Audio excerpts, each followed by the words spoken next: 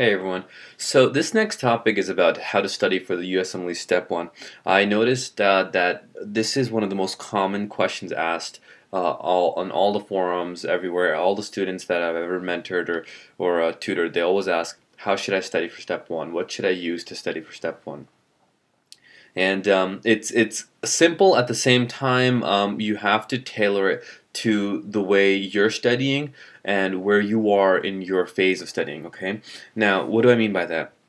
I mean what stage you're in. Okay. A lot of people can actually be in either their early stages, or mid or even late stages of studying. Okay, what does that mean? Early, I would say, you're still in med school. I mean, your first 2 years of med school, you're in your basic sciences, where you're learning, your different classes like anatomy, physiology, biochemistry, or you're finishing it up there. Okay, mid means you're done with all that, and actually you're in that phase of you're actually in the core studying of step 1. And late would be, okay, I have, let's say, 2-3 weeks left. What should I be doing during this time, right? Okay, so it all depends. It's really, really different depending on where you are. Okay, now the first thing I should tell you all is, one thing everyone always asks is, when should I start studying for step 1? And I think what most people don't realize is the day you walk into med school is the day you start. Okay, the studying that you do throughout your med school is the most beneficial studying you can do to step 1. Okay, it's not the 2-3 weeks at the end that count. It's actually the 2 years that you spend studying your classes. So what I'm going to say to you is that, if you're in med school right now and if you're studying those classes, pay attention to those classes now. Okay, learn the material right the first time. Okay, now what I mean by that is, when you review something in physiology, you review the cardiac action action potentials, the SA node, and the ventricular action potentials, for example. Study it as if this is my last time I'm seeing it. Okay, that's what you should be telling yourself. This is my last time. Last time or last chance I'll get to see it. Okay, what will that do? That'll make your brain and your body say, okay, well, I better learn it right now. One of the most common mistakes people do is that they study something and they review, something in physiology or anatomy or biochemistry or something like that, and they say to themselves, oh, okay, I've learned it a bit now, but you know what, I'll review it later. No, there's no later. Okay, there's no such thing. You have to learn it well the first time, okay? Because there's a lot of information and you can't count on just being able to review it. Yeah, will you review it again some point later? Yes, but you know what? If you train your mind to think like that, you're not going to learn it well, all right? So now getting back, study right the first time around, all throughout med school, your classes, everything. Make sure you really, really build a strong foundation, okay? That's really what it comes down to. How good is your foundation? When you finish your last semester of your basic sciences, where your all of your pharmacology, pathology, those classes, you have to gauge yourself at that point. Okay, how am I doing? Am I doing really, really well, and do I just need a couple weeks or some 3-4 weeks to study for step 1 and I'm good to go, or do I need 3 or 4 months to study? Okay. What I did is, after I finished my last semester at med school and was about to study for step 1, what I did is I actually took an NBME to gauge myself how I did. Now, again, the next question everyone asks is, oh, which one did you take? It doesn't matter, okay? It doesn't really matter. Yes, one may be difficult than the other, but that's not really the case, because they test different material, okay? And I'll talk more about this a little later. Okay, so that's what I did. I took an NBME, I got a certain score, and said to myself, okay, I'm doing okay. This is what I got. This is what I want to get. How much time should I take to study now? All right. Now, getting back now, I can't emphasize more that your foundation of physiology, pathophysiology, pharmacology, pathology, all this stuff is really important, okay? Because you won't be able to learn pathology unless you understand physio, okay? Okay.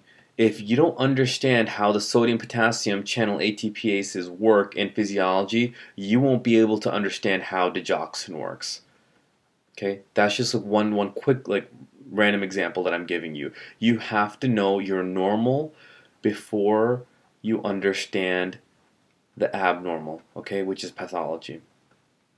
Okay, everyone's rushing and you know when they're taking their first some semester classes to understand pathology, to understand Turner syndrome, to understand you know all these different diseases like aortic stenosis. Well, you know what? First, understand the cardiac output, the cardiac cycle, all of these things before you go on to understand abnormal. Okay, that's really really important, and that's one place where a lot of students go wrong. All right. Now, getting to stuff, what should you be using to study, right? Now, let's say you're in your mid phase here, okay?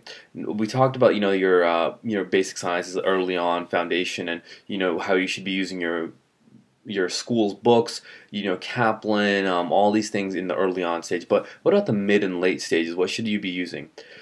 The one thing I'll tell you right now is to limit your resources. If you have a table in front of you with 50 books on there, you're going wrong, okay? And I bet most of you probably have that, okay?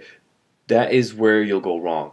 It's better to do a few resources really well than doing a lot of resources not you know, not in depth and not well at all, okay? Because if you have a lot of books in front of you, how much percentage of time do you think you're spending on any of one of them? You're distributing it all. You're spending 5% of your time on each one, and you're not going anywhere. You're not making progress. You're reviewing the same things over and over again in every single book, and that's a waste of time, okay? So the first thing you need to do is set out and ask yourself and tell yourself, these are the books and these are the resources I'm going to use. I'm not going to open anything else. All right, and I know it's tough for a lot of med students to do that. I was one of them. You know, I'm still one of them. And you know, to not open a fourth book or fifth book to check, don't do it. Okay, only do it if you don't understand something in one book. So the first thing I'll tell you to use, first aid. All right, and I don't have to tell you to use this because everyone already knows this. This book is more in depth than you could probably imagine. Okay, what do I mean by that? I mean the first time you read this book, you're probably going to extract about 65% of the information you need to extract. Well, you're going to say to me, well, what do you mean by that, 65%? I read it the first time and I got everything. No, okay? I thought the same thing.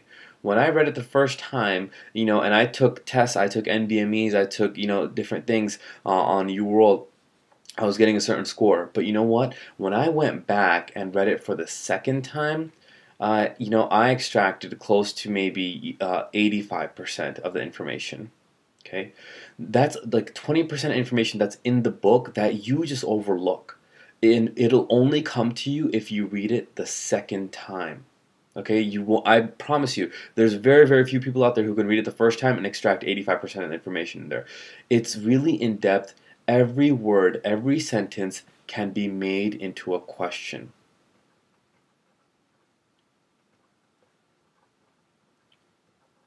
Okay, what do I mean by that?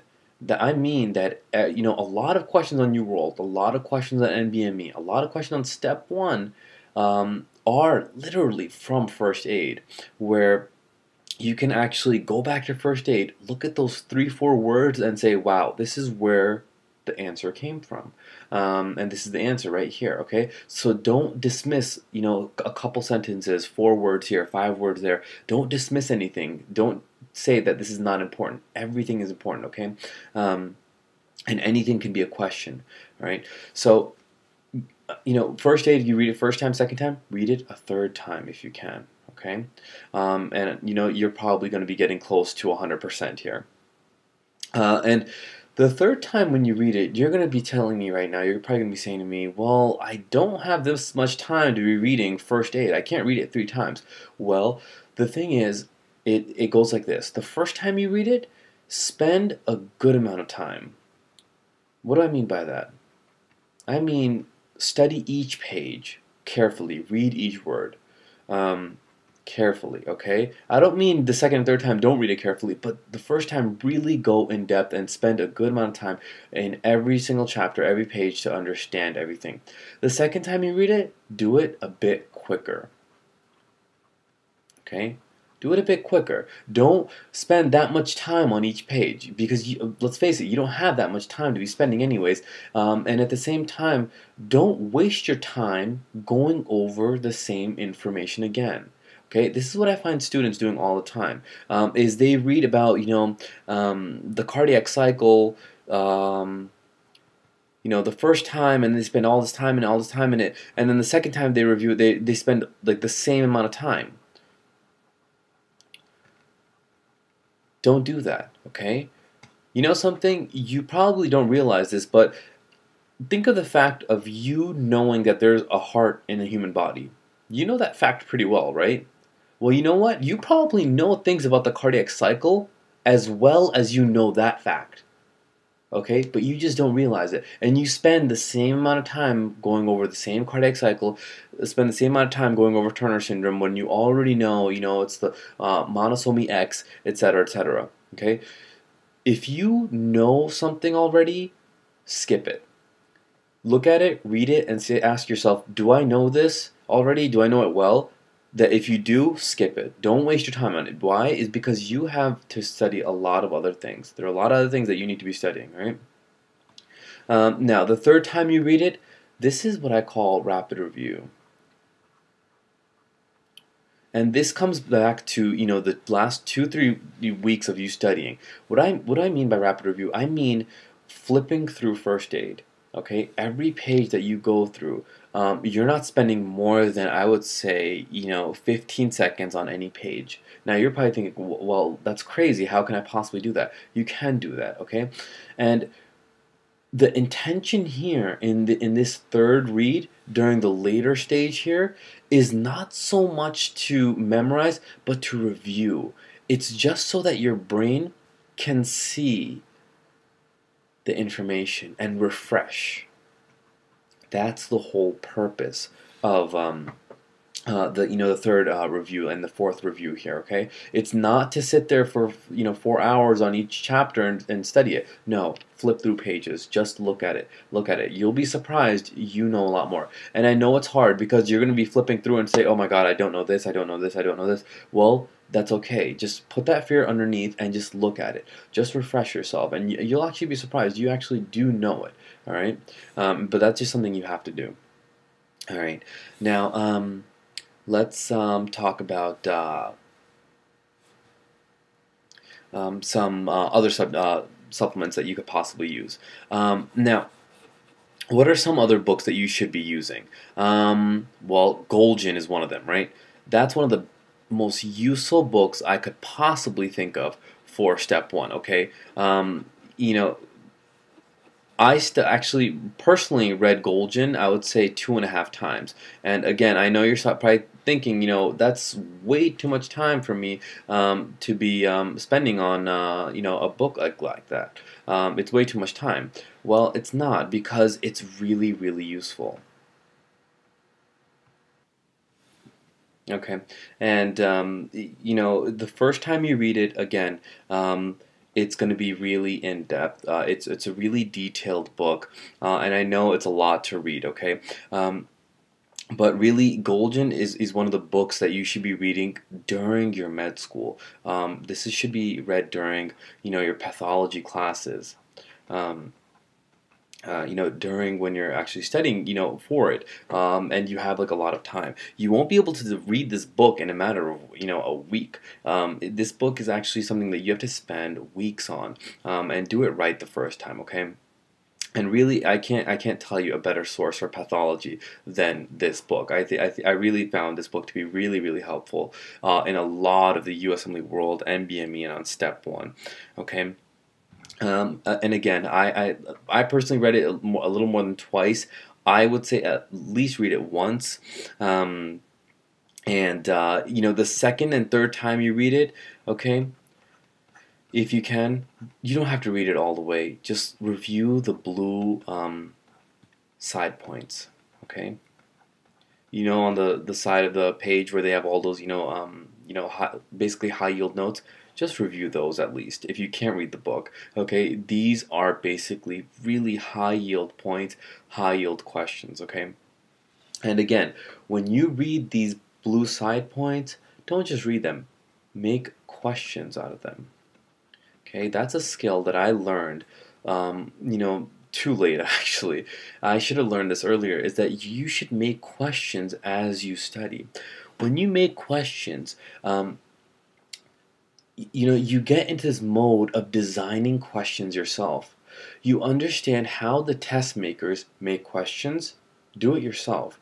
Because that way, if there's a question on, let's say, carbon monoxide poisoning, okay, and you learn about it, read about it in Golden, etc., make a question out of it, randomly, and you'll see me doing that during my lectures as well, is making questions as you go along. That way, they can't ask you anything that'll surprise you. There's no way they can ask you something that'll surprise you, and that's what step one really is, asking the same concepts just in different ways. Okay? They ask the same thing, okay, every single time, but just in different ways. Guys, you have to understand, medicine does not change from year to year. They don't have a brand new physiology book every year that they're testing you on. It's the same facts. It's the same physiology. It's the same human body every year that they have. It's just that they just need to ask you in a different way because, they need to change their questions somehow. By you making questions as you go along, you make the questions and you make the different ways, how carbon monoxide can be asked. And if you look at my other lectures, you can see what I'm talking about. Look at it from different angles, pharmacology wise, pathology wise, biochemistry wise, what's going on everywhere. Okay. And that's something that you can actually learn to do. But if you feel like it's difficult for you now, just watch the lectures, see how I do it, and try doing it yourself. Okay. Now, the third resource that I really, really liked, and I think is essential, is UWorld, USMLE World, right? This is one of the most important things you could possibly spend your time on, okay?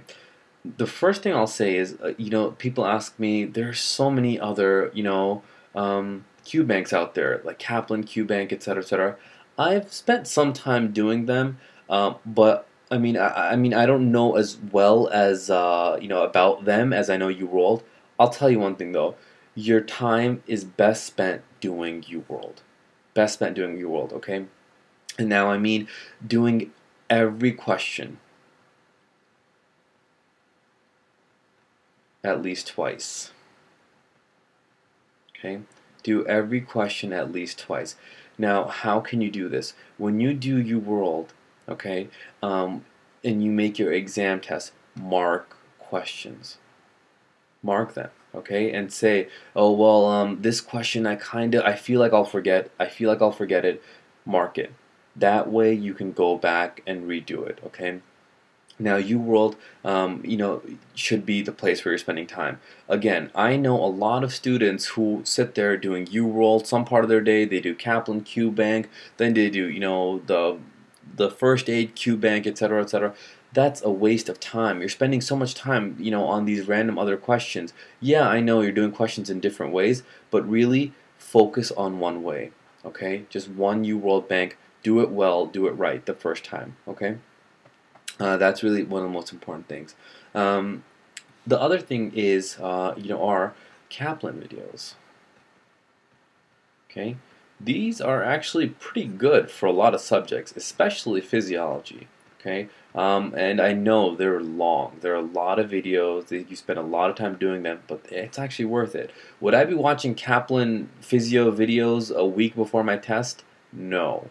Okay, this is something that you do, like I said before, in your early stages of studying, where you're building your foundation.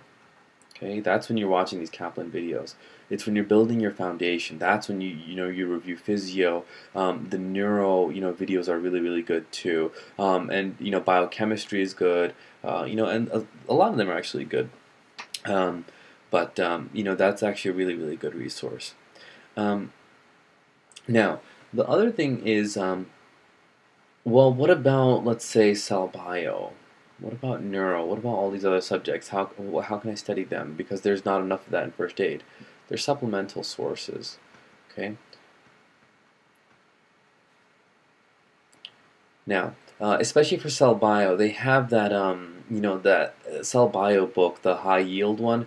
I remember I read that myself. It's really detailed, so don't spend way too much time on it, but just make sure you know your pathways, like the CAMP pathways and all that, because they really test that a lot. And supplemental sources, using the neuro high yield book, and here and there.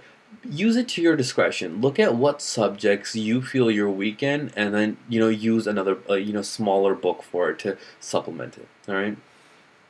Okay. Now, the other thing I actually wanted to talk about were NBMEs. Okay.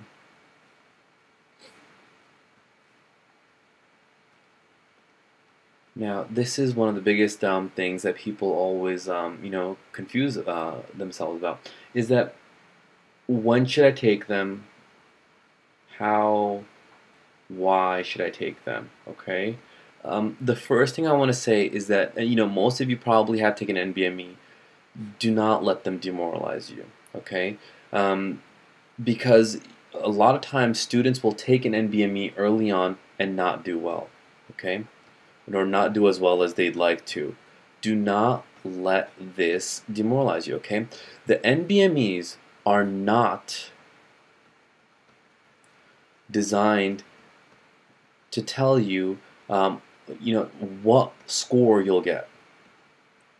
They will not tell you what score you'll get, okay? They're not designed to demoralize you. They're not designed to make you quit studying, okay? They might make you want to do that, but they won't do any of that, okay? They're actually designed to teach you how to study. And you've probably never heard anyone say this before, right? But it's true. They're designed to teach you how to study. What do I mean by that? I take an NBME, right?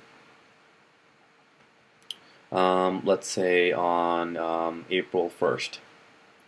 Okay? Once I take an NBME on April 1st, I get a certain score X. Okay? It's not that good. But you know what? When I go back now and study first aid, Golgi, UWorld, I'll say to myself, hey, you know what? This question was on the NBME. This question was on the NBME. And in first aid, when I read first aid now, I'll be able to read it in a new light. Okay? In a new way. Because now when I read first aid, I'll say to myself, oh, this is what they actually like testing. You tend to learn the patterns when you do NBMEs. You understand what the test makers like testing, what they like testing, and how they like testing it. Okay, the more you do, these NBME questions, the more you learn how they test it. That way, when you make your own questions in first aid, you make them more similar to the NBME questions. Okay, when I read Golgi now, I'll be able to say, wow, that was in the NBME Q bank, or the question test. I should read this again. This was really important. This was tested. This was tested. It'll help you remember it. Okay, USMLE World. When you go do NBME tests and you go do UWorld, then you have a better understanding again of how they test it and what they test. Okay, so that's what NBMEs are. How many NBMEs should you take? Well, I took all of them, but if you can't do all of them, try doing as many as you can. And I know they cost money, etc., but they're really designed to teach you how to study. Okay, and I think they're really helpful to do that. Okay. Now there are actually the UWorld self-assessments also. There are two of them, okay? Should you do them? Yes, okay? They're actually really good. I'll tell you one thing right now, and you can take my word for this or not, but the one test, practice test, that comes closest to the difficulty level of actual step one, I would have said it's one of the self-assessments. Okay, when it comes to difficulty level, and do I mean, oh, what you get on your self-assessment is your score and what you'll get? No. Okay, your score can fluctuate. Remember, every person is stronger in some subjects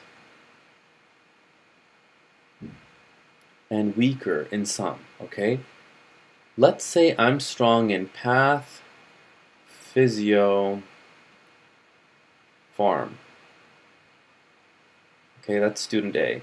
Student B is strong in Biochem, Psych, Micro. Okay.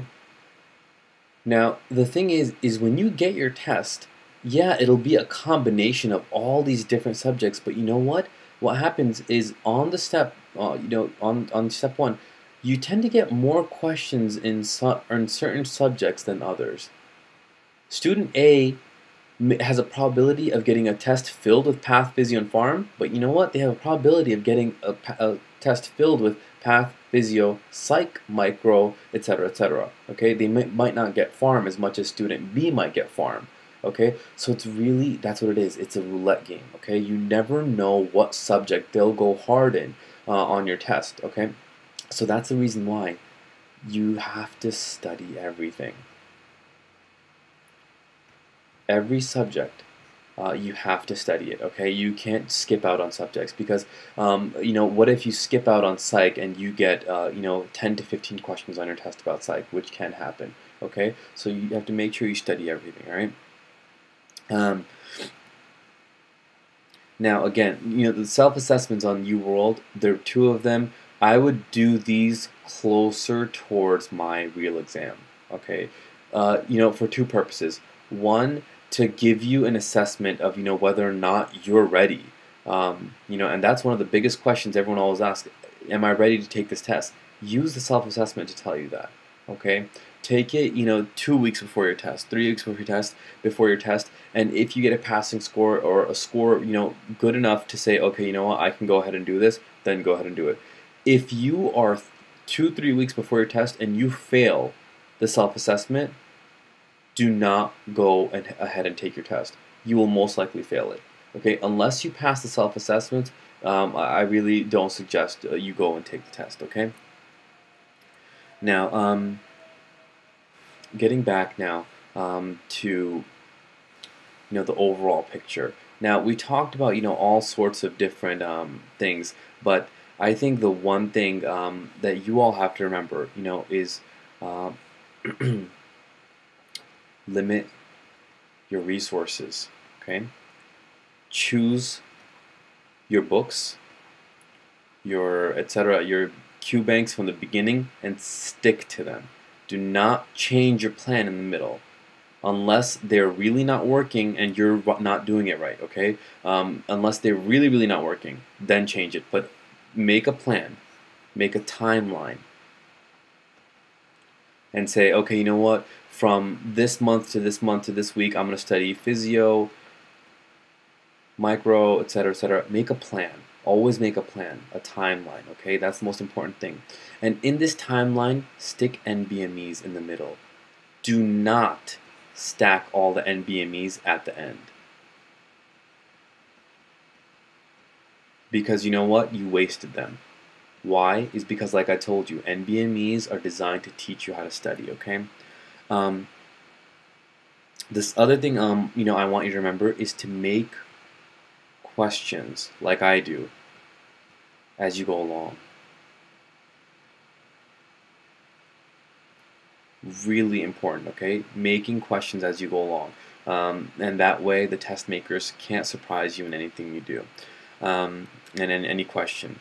Okay. The last thing I want to tell you guys is that studying for step one, you have to set a certain time, okay? if I give myself 6 months to study, okay, month 1, 2, 3, 4, 5, 6. I'll tell you one thing right now. Whatever I'm studying in months 4, 5, 6, okay, I probably have already forgotten what I learned in the first 3 months. I'm sorry, my memory span, like most people, is not that good. Okay, I mean some people can probably do it, but I personally can't, and I think a lot of you can't either. Okay, it's difficult. Okay, what you're learning in these later months, you've probably already forgotten these things. So the analogy I like to use is studying for step one is um, taking in a breath of air. Think about it, okay? You're taking in a breath of air. All that air is information, concepts, facts, different things, okay? And the thing is, you know, when you take in that breath of air, hold it. That's when you're retaining the information. And when you go to the test, let it out. What my point is that you cannot hold your breath for that long. You cannot retain this information forever. That's what my point is, okay? So if you're thinking you're going to study for 9 months, think again, because whatever you learn in the first 4 months, you're probably forgotten in the later months. So pick like a short burst of air, a short burst of learning everything quick. And this kind of coincides with my rapid review thing that I was telling you about earlier. Learn everything quick in a burst of a month or two or something. In the last month or two before your test, go over everything, review everything quickly and well, and that way you can actually hold it and retain it, and then let it out on your test. Okay. All right. And if you guys have any other questions, comments, please feel free to comment below. Okay. Thanks.